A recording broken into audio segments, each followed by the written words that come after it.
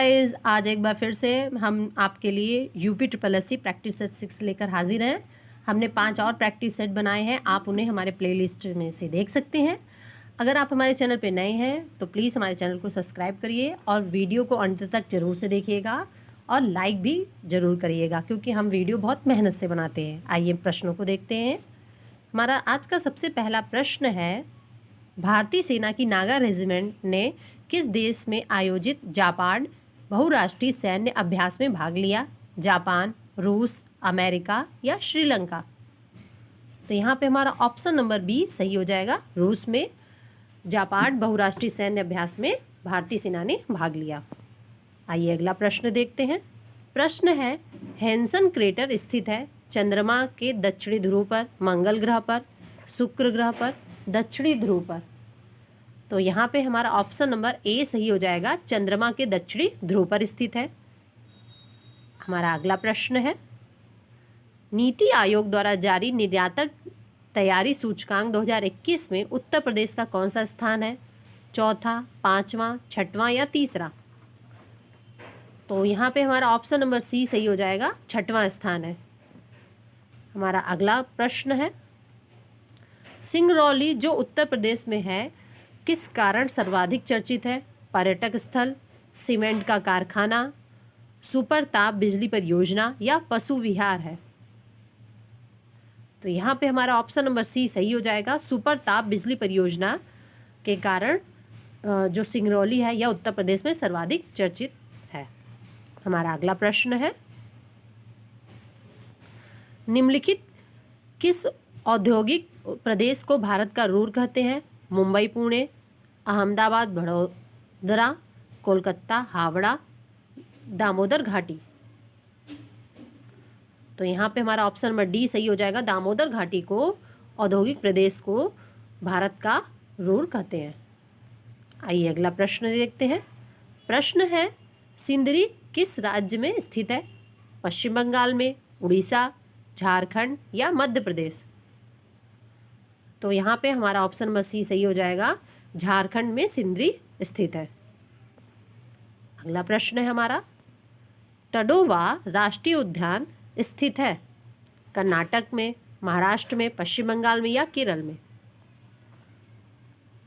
तो यहाँ option number B सही हो जाएगा, महाराष्ट्र में स्थित है। यह चंद्रपुरा में है। चंद्रपुरा कहाँ पे है? तो महाराष्ट्र में। आइए अगला प्रश्न देखते हैं। प्रश्न है, महासागरों व सागरों की लवणीयता को मानचित्र पर किस रेखा द्वारा प्रदर्शित करते हैं? आइसोहेलाइन, आइसोबार, आइसोनिफ या कंटूर? तो यहाँ पे हमारा ऑप्शन नंबर ए सही हो जाएगा, आइसोहेलाइन के द्वारा महासागरों व सागरों की लवणीयता को मानचित्र पर प्रदर्शित किया जाता है। आइए अगला प्रश्न देखते हैं। प्रश्न है, व्याकरण से किसके अस्तित्व की जानकारी नहीं मिलती है? ध्वनि, शब्द, वाक्य या लिपि?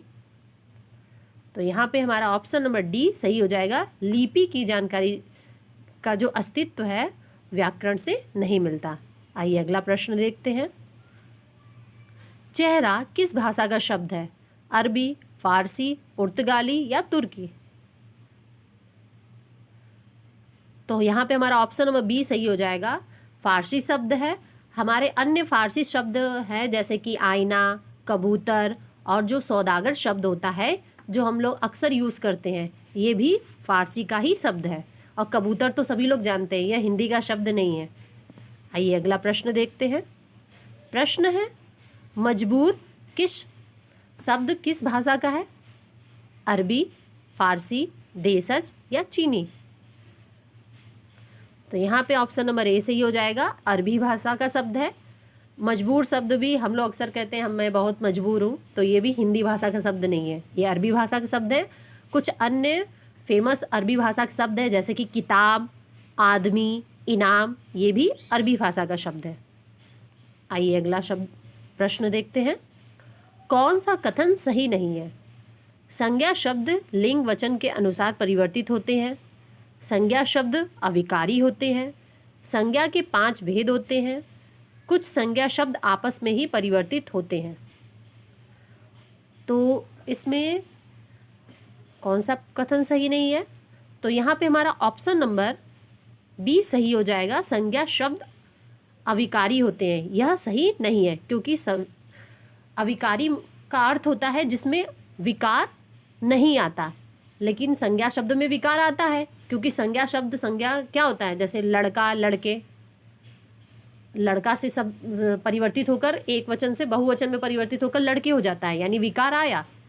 अब अविकारी शब्द क्या होता है? जैसे कि धीरे धीरे, अब एक लड़का चल रहा है तब भी धीरे धीरे ही शब्द यूज करेंगे, और ढेर सारे लड़के चल रहे होंगे तब भी हम कहेंगे लड़के धीरे धीरे चल रहे हैं। लड़का धीरे धीरे चल रहा है, लड़के धीरे धीरे चल रहे हैं, तो ये अविकारी शब्द है, लेकिन संज्ञा शब्द अविकारी नहीं होते हैं। तो यहाँ पे ऑप्शन नंबर बी हमारा सही होगा। आइए अगला प्रश्न देखते हैं। प्रश्न है, उससे पढ़ा ही नहीं जाता। इस वाक्य में वाच्य का कौन सा रूप प्रयुक्त हुआ है? उससे पढ़ा ही नहीं जाता, इस वाक्य में वाच्य का कौन सा रूप प्रयुक्त हुआ है? तो भाववाच्य, कर्मवाच्य, कर्तृवाच्य, या इनमें से कोई नहीं। तो यहाँ पे भावना की प्रधानता है, इसीलिए यहाँ पे हमारा ऑप्शन नंबर ए सही हो जाएगा, भाववाच्य। आइए अगला प्रश्न देखते हैं। प्रश्न है, पुनर्जन्म का संधि विच्छेद क्या है? पुनः धन जन्म, पुनः धन जन्म, पुनर्धन जन्म, या पुनः धन जन्म। तो यहाँ पे ऑप्शन नंबर बी डी सही हो जाएगा। पुनः धन जन्म जो है यह पुनर्जन्म का सही संधि विच्छेद होगा। आइए अगला प्रश्न देखते हैं। प्रश्न है, आर्मी दिवस कब मनाया जाता है? 15 दिसंबर को, 15 जनवरी को, 15 अक्टूबर को, या 20 जनवरी को? तो यहाँ पे हमारा ऑप्शन नंबर बी सही हो जाएगा। 15 जनवरी को आर्मी दिवस मनाया जाता है। तो अगर आपको वीडियो अच्छा लगा तो लाइक करिए, शेयर करिए और मेरे चैनल को सब्सक्राइब करिए। Thank you.